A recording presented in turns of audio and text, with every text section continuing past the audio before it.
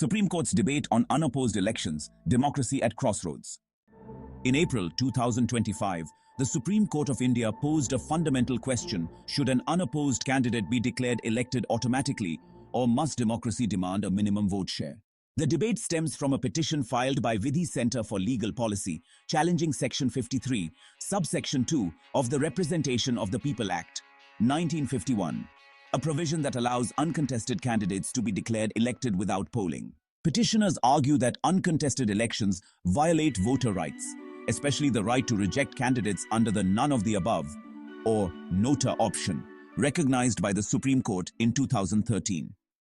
Since 1951, only 9 Lok Sabha seats have seen uncontested victories.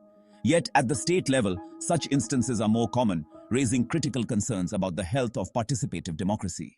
Justice Surya Kant suggested that a candidate should not simply win by default, but must secure a minimum threshold, like 5% or 10% of registered votes, to be legitimately declared elected. The court emphasized that the spirit of NOTA, empowering voters to reject all candidates, is rendered meaningless in uncontested polls, diluting democratic choice. The Election Commission argued that uncontested victories are rare and arise naturally from political consensus.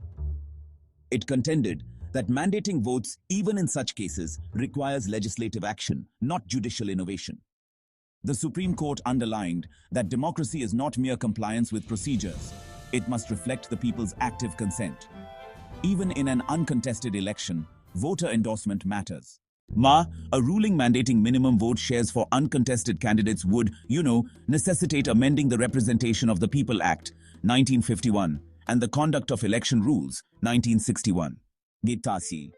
Such a reform would actually prevent manipulation of electoral outcomes, safeguard against manufactured victories, and ensure that every public representative holds a mandate grounded in popular legitimacy.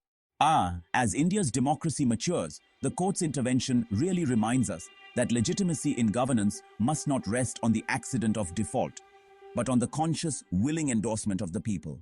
Democracy thrives not just on elections, but on active, empowered choices. The future, honestly, demands that even the uncontested be tested by the people's will.